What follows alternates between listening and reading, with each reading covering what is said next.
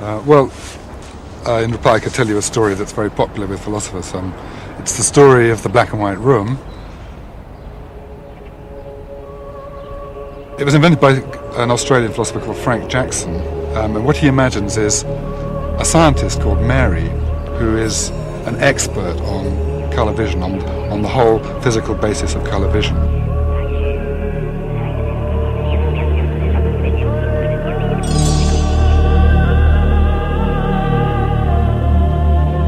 And according to the story, she lives all her life in a black and white room, and she never ever sees anything but black and white.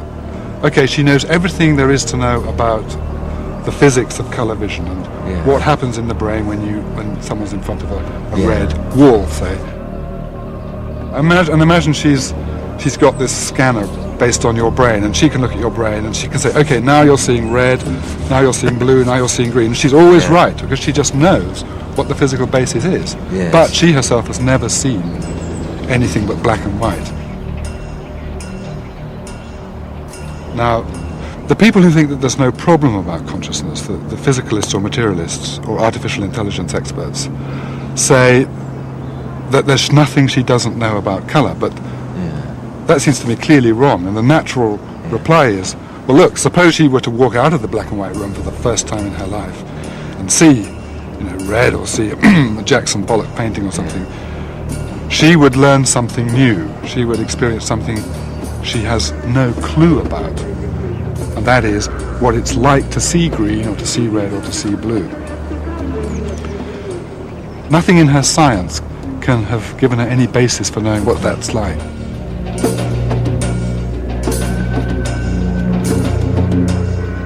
So she had been learning the way a computer does, just getting the data.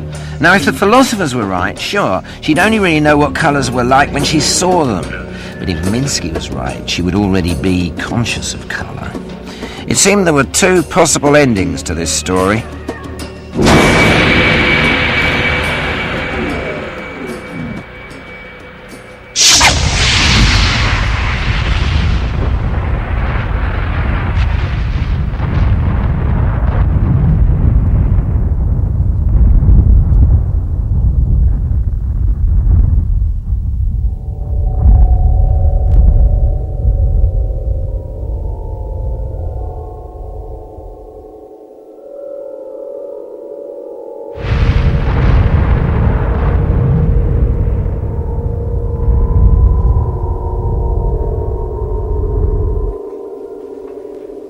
Excuse me, what are you staring at? Is it wonderful?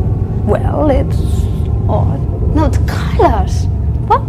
Can you see them? Of course I can see them. So what?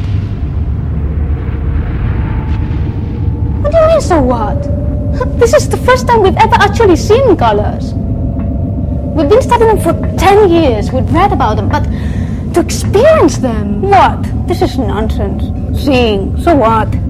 Seeing them, experiencing them. What is this experiencing? I have never seen colors before either, but so what? I understood exactly how they'd be, didn't you? You can't still believe that. Not here, not now, after what we've seen.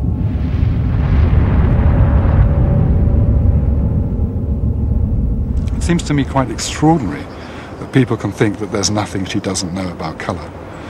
I'd say there's just about everything she doesn't know about colour, about what it's like. Yeah. Understanding isn't the same as experiencing. Please, don't patronize me. If you really understood everything about colors the way I do, you wouldn't be standing here with your mouth open. You see, I had already studied what physical impression each color would make on my nervous system. I even knew what thoughts I would have. So none of what's going on in my mind right now came as a surprise to me. I'm sorry, what you're talking about is information, it's data. But what I'm experiencing is consciousness. And consciousness is made of something more than your information. Oh, and what is this extra special ingredient of your consciousness? I don't know. I admit I used to think like you, but now I realize what real consciousness is.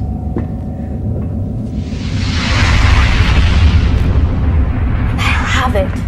Oh, and I suppose I don't. Well, if you're really serious that nothing has changed for you, then maybe no, you're not really conscious. Not conscious. Maybe you're an android. How sad. Of course I am conscious. You don't have to be a teary-eyed mystic to be conscious. God, I hate people like that. The ladies in the black and white room would always be in two minds.